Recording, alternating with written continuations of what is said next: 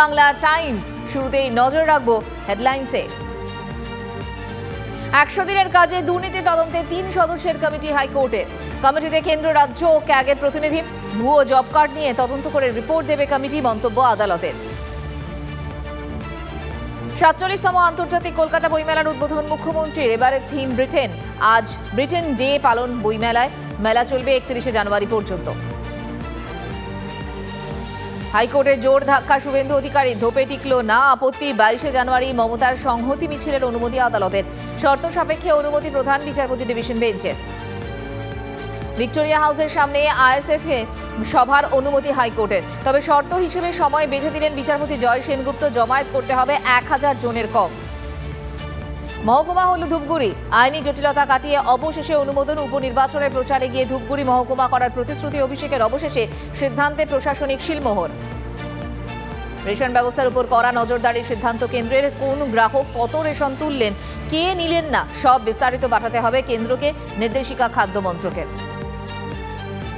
1983 সালে প্রাথমিকে চাকরির জন্য মামলা করেছিলেন তেমনই 66 জন ষাটোর্ধ্বর নামে গেল চাকরির চিঠি, যাদের মধ্যে 4 জনের মৃত্যু হয়েছে আগে। রাম মন্দির উদ্বোধনের দিন হাফ ডে ছুটি ঘোষণা কেন্দ্রের। 22শে জানুয়ারি দুপুর 2:30 পর্যন্ত সব কেন্দ্রীয় সরকারি প্রতিষ্ঠানে ছুটি। কর্মচারীদের অনুরোধে সিদ্ধান্ত কেন্দ্রের। 2024-এর মাধ্যমিক উচ্চ মাধ্যমিকের সময় বদল। দুপুর 12টার বদলে উচ্চ মাধ্যমিক পরীক্ষা শুরু সকাল 9:45-এ। পরীক্ষা শেষ দুপুর 1টায়। 2 ঘন্টা এগোলেও মাধ্যমিক পরীক্ষা শুরু সময়ও, অর্থাৎ ডিজিটাল কাগজের পাতায় সকালের আমেজ। আর এবার দেখে নেব এ রাজ্যের গুরুত্বপূর্ণ বেশ কয়েকটি খবর। এবার এসএসসি নিয়োগ দুর্নীতি নিয়ে সক্রিয় ইডি। মিডলম্যান প্রসন্ন রায়ের অফিস সহ বেশ কয়েকটি ঠিকানায় অভিযান। মিডলম্যান প্রদীপ সিং এর ফ্ল্যাটেও হানা। বর্তমানে জামিনে মুক্ত প্রসন্ন প্রদীপ। মুর্শিদাবাদে ফের শুট আউট। বাড়িতে ঢুকে তৃণমূল কর্মীকে গুলি। বিজেপির বিরুদ্ধে অভিযোগ শাসক দলের। মুর্শিদাবাদ মেডিকেলে চিকিৎসাধীন জখম মনোজ মণ্ডল। তৃতীয় খবর, নিয়োগের দাবিতে শহরে জোড়া মিছিল চাকরি প্রার্থীদের। দক্ষিণ 24 পরগনার 2009-এর প্রাথমিক চাকরি প্রার্থীদের বিকাশ ভবন অভিযান। ধরপাকড় পুলিশের। শিয়ালদা থেকে মিছিল পুলিশে নিয়োগের দাবিতে। আর এবার একটু দেশের খবর নজর রাখা যাক। প্রথম খবর, 16ই ফেব্রুয়ারি দেশ জুড়ে কৃষক ধর্মঘটের ডাক সংযুক্ত কিষাণ মোর্চার। কর্মসংস্থান, ফসলের দাম সহ একাধিক দাবিতে কেন্দ্রের বিরুদ্ধে আন্দোলন। সামিল শ্রমিক সংগঠনগুলোর যৌথ মঞ্চ। ইন্ডিগোকে বড়সড় জরিমানা করল অসামরিক বিমান পরিবহন মন্ত্রক। মুম্বাই বিমানবন্দরের টারম্যাকে বসে খাওয়ার অভিযোগে আগেই নোটিশ দেওয়া হয় উড়ান সংস্থাকে। এবার জরিমানা করা হয়েছে মুম্বাই বিমানবন্দরকেও। আবগারি দুর্নীতি মামলায় চতুর্থ সমনও এড়ালেন অরবিন্দ কেজরিওয়াল। সমনকে বেআইনি বলে দাবি করেন দিল্লির মুখ্যমন্ত্রী। আপের অভিযোগ, কেজরিকে গ্রেফতার করতে বারবার তলব। কেপিপির ডাকা রেল রোকো কর্মসূচিতে আটকে গেল বন্দে ভারত এক্সপ্রেস। আলাদা রাজ্য এবং কামতাপুর ভাষার স্বীকৃতি।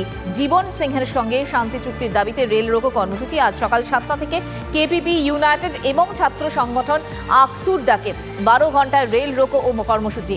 ময়নাগুড়ির বেদগাড়া স্টেশনের কাছে রেল লাইন অবরোধ কর্মসূচি চলছে। অবরোধের জেরে যাত্রী ভোগান্তি। আমরা 12 ঘন্টার এখানে রেল রোকো অভিযানে ডাক দিয়েছি। রেল রোকো করার জন্য ডাক দিয়েছি। মূলত কি কি দাবি? মূলত থাকছে উত্তরবঙ্গ তথা কামতাপুর, যেটা আমরা কামতাপুর রাজ্যে দাবি করি। আর যেটার আর একটা অপপ্রচার আছে উত্তরবঙ্গ, সে নামটার আমি একদম ভিন্ন মত। এটা কামতাপুর ছিল ঐতিহাসিকগত কারণে। এই কামতাপুর রাজ্য পুনর্গঠন।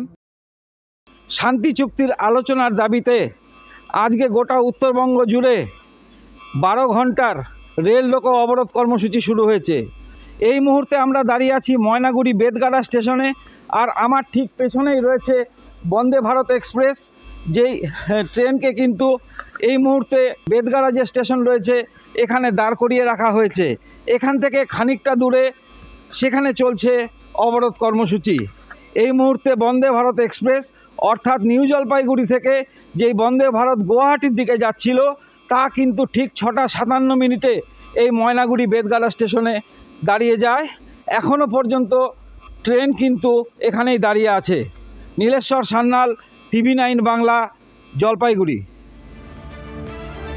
এদিকে প্রায় 21 ঘন্টা তল্লাশির পর প্রসন্ন রায়ের অফিস ছাড়লো ইডি। বেশ কিছু নথি আর ব্যাংকের বই বাজেয়াপ্ত। ইডি সূত্রে খবর, 3টি ট্রাঙ্ক এবং ট্রলিতে ভরে নথি নিয়ে যান। নিয়োগ দুর্নীতি তদন্তে বৃহস্পতিবার সকাল থেকে প্রসন্ন রায়ের বাড়িসহ 6 জায়গায় তল্লাশি করে ইডি। প্রসন্ন রায় ও তার স্ত্রী কাজলি সোনি রায়কে জিজ্ঞাসাবাদ করে ইডি। 21 ঘন্টা পর ভোরবেলা অফিস থেকে বেরোয় ইডি, যদিও এ বিষয়ে সাংবাদিকদের প্রশ্নের মুখ খুলতে চাননি প্রসন্ন।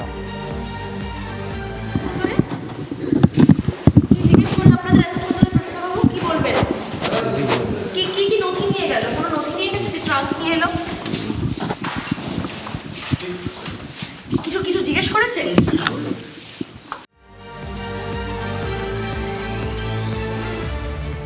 আর এই ঘটনার পরই রাজনৈতিক প্রতিক্রিয়া পেয়েছি আমরা। কে কি বললেন একটু শুনুন।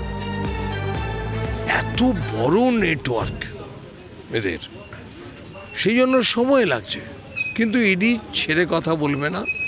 সব তদন্ত গুটিয়ে নিয়ে এসছে, প্রায় ইডি সিবিআই পুরো তদন্ত প্রায় গুটিয়ে নিয়ে এসছে।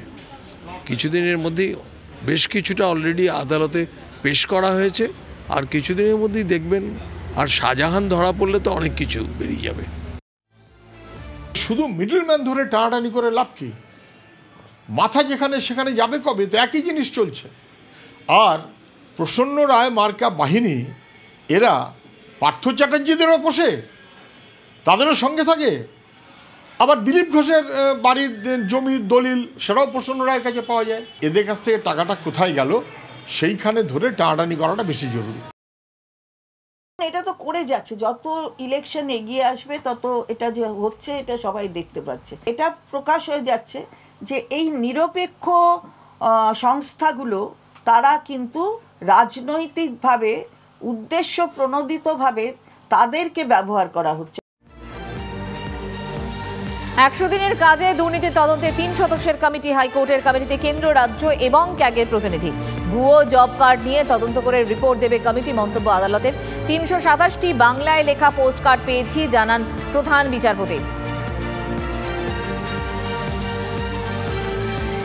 এক্ষেত্রে রাজনৈতিক প্রতিক্রিয়া রয়েছে। সুকান্ত মজুমদার কি বলছেন, বিকাশ রঞ্জন ভট্টাচার্য এবং শাসক দলের চন্দ্রিমা ভট্টাচার্যের বক্তব্য। হাইকোর্টের এই রায়কে আমরা স্বাগত জানাচ্ছি, কিন্তু রাজ্য সরকারের কমিটি তৈরি করলে কোনো লাভ হবে না। বাইরে নিরপেক্ষ লোক দরকার। এক একটি জেলায় 3 লক্ষ 4 লক্ষ করে, এই জেলাতেও সম্ভবত 3 লক্ষ জব কার্ড বাতিল হয়েছে। 3,60,000 মতো জব কার্ড এই জেলাতে বাতিল হয়েছে। প্রথম প্রশ্ন হচ্ছে যে যখনই আধার কার্ড জুড়ে দেওয়া হলো, এই জব কার্ড বাতিল হয়ে গেল, তার মানে এগুলো ভূতে টাকা খাচ্ছিল।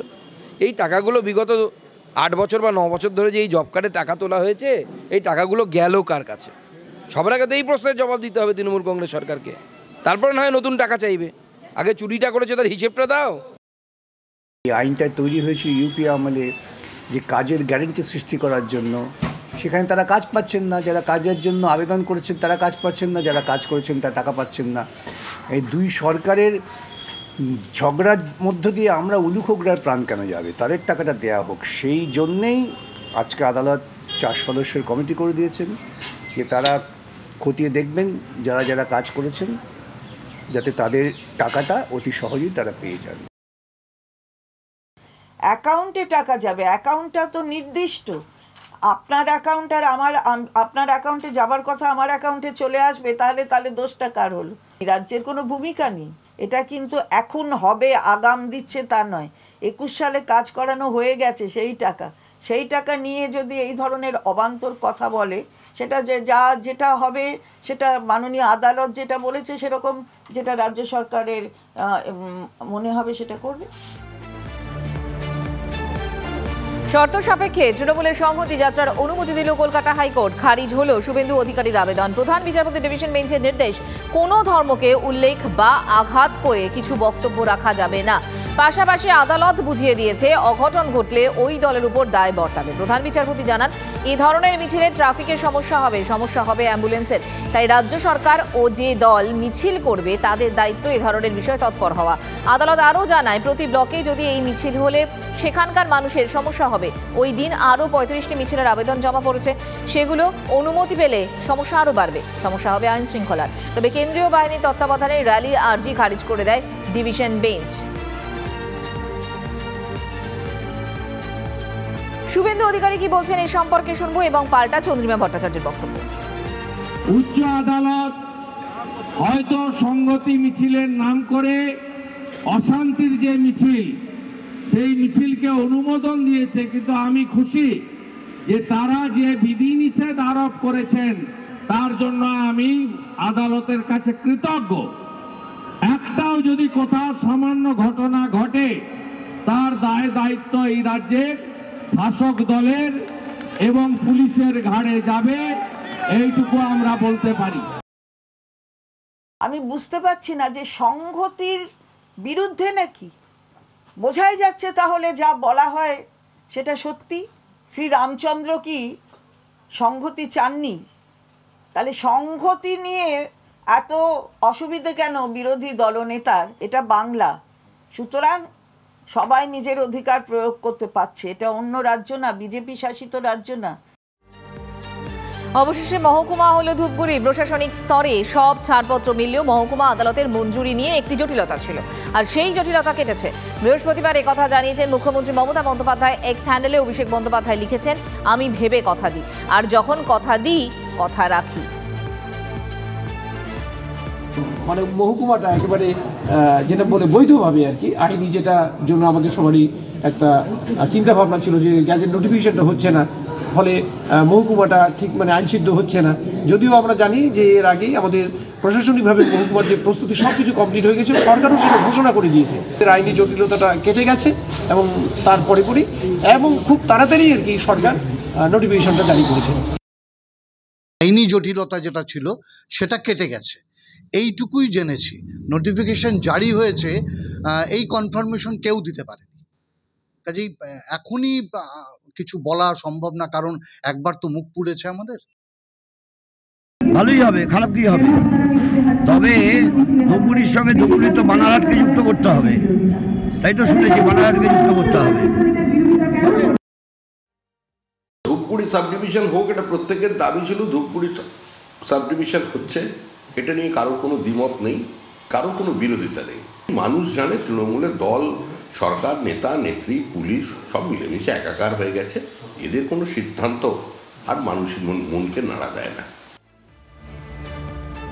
পরের খবর, শুধুমাত্র তৃণমূল কংগ্রেস বা 21শে জুলাই নয়, ধর্মতলায় এবার সভার অনুমতি পেল আইএসএফও। 21শে জানুয়ারি ভিক্টোরিয়া হাউসের সামনে সভা করতে পারবেন নওশাদরা, জানিয়ে দিল হাইকোর্ট। তবে একই সঙ্গে কয়েকটি শর্তও জুড়ে দিয়েছেন বিচারপতি জয় সেনগুপ্ত। দুপুর 2:30 থেকে বিকেল 4:30 পর্যন্ত সভার সময় বেঁধে দেওয়া হয়েছে। সভার দায়িত্বে যিনি থাকবেন তার নাম কোর্টে জমা দিতে হবে। 1000 জনের বেশি জমায়েত করা যাবে না। আইনজীবী ফিরদৌস শামীম কি বলছেন শুনবো, এবং নওশাদ সিদ্দিকী আইএসএফ বিধায়ক তার বক্তব্য শুনবো। শাসক দল তারাই শুধুমাত্র একটি জায়গায় মিটিং করবে, অন্য কোনো রাজনৈতিক দল সেখানে মিটিং করতে পারবে না, এই ধরনের স্টাবার্ননেস থাকা উচিত নয়। কিন্তু গণতন্ত্রে এই ধরনের মানসিকতা থাকাও কোনো সরকারের বা কোনো শাসক দলের থাকা উচিত নয়। এটা স্বৈরাচারিতার লক্ষণ। যাই হোক না কেন, মহামান্য বিচারপতি তিনি নির্দিষ্টভাবে নির্দেশ দিয়েছেন যে হ্যাঁ, ভিক্টোরিয়া হাউসের সামনে আইএসএফ তাদের ফাউন্ডেশন ডের অনুষ্ঠান তারা পালন করতে পারবে। আমরা কোর্টের দ্বারস্থ হয়েছিলাম, কোর্টের বিচারপতি আমাদেরকে ওখানে প্রোগ্রামের অনুমোদন দিয়েছে। অবশ্যই 5000-এ যেটা আশা ছিল, সেক্ষেত্রে আমাদের সংখ্যা কমাতে হচ্ছে। স্টেজ যে যত বড় করতে চেয়েছিলাম অবশ্যই কমাতে হচ্ছে, কিন্তু দিনের শেষে আইন বিচার ব্যবস্থা জয় হয়েছে। ওদের ক্ষমতা, ওদের হিংসা, ওদের দম্ভকে আমরা চূর্ণ করতে পেরেছি, এটা হচ্ছে আমাদের কাছে বড় কথা। বলেছিলাম 5 টাকার পেনের খোঁচার অনেক জ্বালা বেশি, সেটাই আমরা দেখিয়ে দিয়েছি। মোবাইলে গেম খেলা নিয়ে বিবাদ ঘিরে হারহিম করা ঘটনা মুর্শিদাবাদে। নাবালককে খুন করে দেহ পুড়িয়ে দেওয়ার অভিযোগ 4 বন্ধুর বিরুদ্ধে। গত কয়েকদিন ধরে নিখোঁজ ছিল ওই নাবালক। পরিবারের তরফে করা নিখোঁজ ডায়েরির ভিত্তিতে তদন্ত শুরু করে পুলিশ। ফারাক্কা ব্যারেজ সংলগ্ন ফিডার ঘাট থেকে উদ্ধার হয় ওই নাবালকের দেহ। এরপরই মৃতের 4 বন্ধুকে আটক করে জিজ্ঞাসাবাদ শুরু করে পুলিশ। নাবালককে খুনের পর প্রমাণ লোপাটের জন্য দেহ পুড়িয়ে দেয় চাঞ্চল্যকর দাবি ধৃতদের।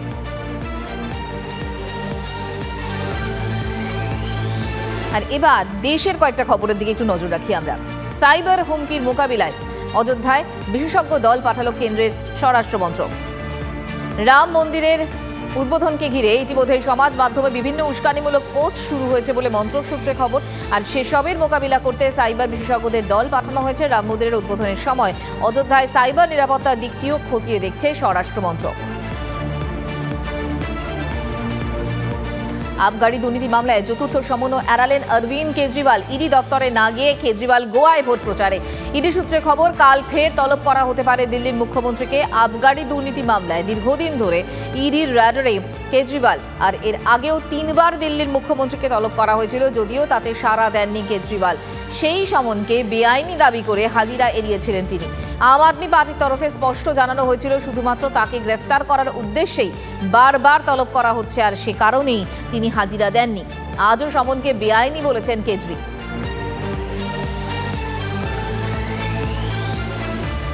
কেউ অসুস্থ, আরও আবার কারোর ছেলের বিয়ে, আর একজনের বক্তব্য যে শীতের ফসল কাটতে যাবেন। আর এই সব যুক্তি সাজিয়ে সুপ্রিম কোর্টে দ্বারস্থ হলেন গুজরাট হিংসায় খুন এবং গণধর্ষণে দোষী সাব্যস্ত হওয়া 11 জনের মধ্যে 3 জন। 3 জনেরই আর্জি তাদের জেলে ফিরতে আরও একটু সময় দেওয়া হোক। আজ মামলাটি নথিবদ্ধ হওয়ার পর কাল বিষয়টি শুনতে রাজি হয়েছে সর্বোচ্চ আদালত। 8ই জানুয়ারি সুপ্রিম কোর্ট জানায় যে 11 জন ধর্ষককে মুক্তির যে সিদ্ধান্ত নিয়েছিল গুজরাট সরকার তা এখতিয়ার বহির্ভূত। বিচারপতি বি.ভি. নাগরত্না এবং বিচারপতি উজ্জ্বল ভুয়ানের পর্যবেক্ষণ ছিল জালিয়াতি করে ধর্ষকদের মুক্তি দেওয়া হয়েছিল, কারণ ধর্ষকদের মুক্তি দেওয়া সংক্রান্ত সিদ্ধান্ত নেওয়ার এখতিয়ারই ছিল না গুজরাট সরকারের। জন্ম তারিখের প্রামাণ্য নথি হিসেবে আর গ্রহণযোগ্য হবে না আধার কার্ড, বিজ্ঞপ্তি দিয়ে জানিয়ে দিয়েছে UIDAI। কেন্দ্রীয় তথ্য প্রযুক্তি মন্ত্রক বলছে যে আধার নম্বরকে কোনো ব্যক্তির পরিচয়পত্র হিসেবে গ্রহণ করা যেতে পারে, কিন্তু তা কোনোভাবেই জন্ম তারিখের প্রামাণ্য নথি নয়। সম্প্রতি EPFO-তে আধার কার্ডকে জন্ম তারিখের প্রমাণপত্র হিসেবে ব্যবহার করা নিয়ে বিস্তর ডামাডোল তৈরি হয়। EPFO-তে বহু সদস্য নিজেদের জন্মের প্রমাণপত্র হিসেবে আধার কার্ড জমা দিয়েছেন, তাতে ছাড়পত্র দেয় শ্রম মন্ত্রক। বিভিন্ন ব্যাংকের KYC-র ক্ষেত্রেও আধার কার্ডকেই জন্মের প্রমাণপত্র হিসেবে ব্যবহার করা হয়, কিন্তু বিভিন্ন ক্ষেত্রে আধারকে জন্মের প্রমাণপত্র হিসেবে ব্যবহার করার এই প্রবণতা এবার বন্ধ করতে বলছে তথ্য এবং প্রযুক্তি মন্ত্রক।